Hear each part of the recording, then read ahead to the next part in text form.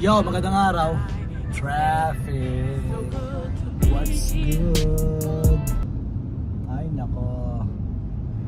Everyday rambulan sa concrete jungle. So let's go.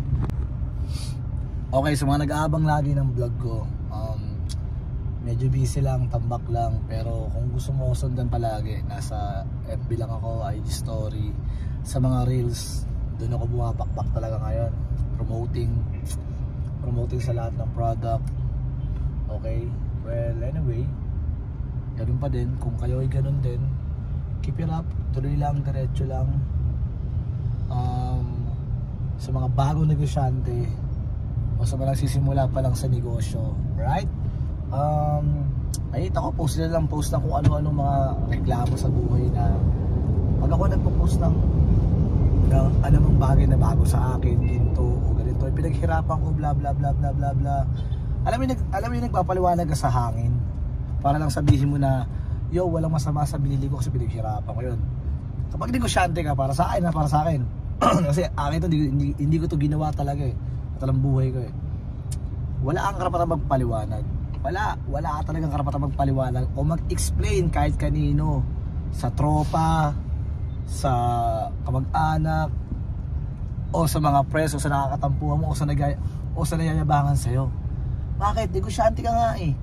Ibig sabihin ng negosyante, wala. As in wala. Walang emosyon.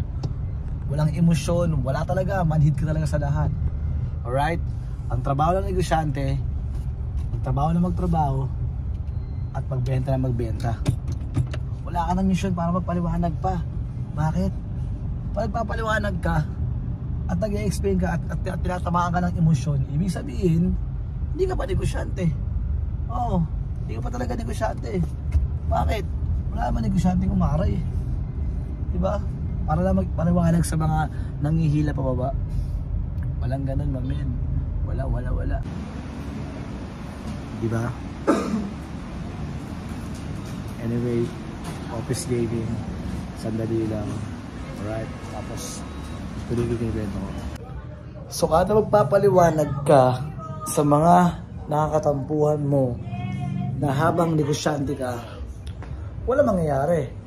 Lagi yung babanggitin na may nangihila pa ba. Pero kung wala kang emosyon, manhid ka sa lahat ng ginagalawan mo, smooth lang. Kaya kung puro ganun ka lang sa social media na may nangihila sa'yo pa ba, tapos negosyante ka pa, wala dre, hindi para sa'yo laro na yan. Wala kang katahimikan. Kung gano'ng kahaba po ang inyong gusto, yan. Basta ang mahalaga ay malalagay mo lahat ng pera mo dito. Walang miss. Walang skip. Sumulpot na lang bigla, no? May freebies po. Yes, may freebies po, sir. Harapin ko lang. Yan, guys. Pwede ha. Comment lang, sir. Yan. Check out mo na ba? Number 11 po sa yellow basket. Number 11 sa ating yellow basket! So, magandang gabi. Okay, click mo na yellow basket. 2 to 3 days lang, guys. Nasa tapat na ng bahay ni Ninong. Yan. Kung ano man yung i-check out mo, sir, papasayin natin yan kay Ninong. On the spot. Yan. Next flex ka, guys. Si ating Childish. Yan. Kung nakikita niyo si Childish, guys, alam niyo ba kung saan niyo nakita to? Oh, kung di niyo alam, di kayo updated, ha? Yeah. Yan. Si Childish, guys, kung nakikita niyo, so colorful ang kanyang design. Yan. Meron dyan nakalagay na 1/4 premium. Nakikita niyo, guys, ganito kayong trademark stitches dito sa ating bandang balikat. Yan, guys, sa if ever nakikita niyo yung t-shirt ko, ilang years na ba ito? 2 years or 3 years? Yes! May stitches. Yes! Yo, shoutout nga pala sa Kanoon Customize.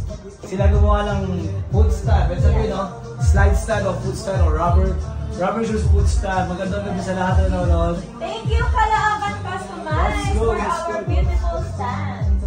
Yo, text ko na yung bagong design. Ang linis, oh. Ang linis. Surprise!